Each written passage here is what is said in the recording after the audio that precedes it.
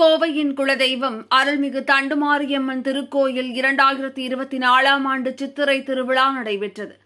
கோவை தண்டுமாரியம்மன் கோவில் சித்திரை திருவிழா ஆண்டுதோறும் வெகு விமரிசையாக கொண்டாடப்பட்டு வருகின்றது. இந்த ஆண்டிற்கான திருவிழா ஏப்ரல் 15ஆம் தேதி கணபதி ஹோமத்துடன் முகூர்த்த கால் நடுதல் நிகழ்ச்சியுடன் துவங்கியது.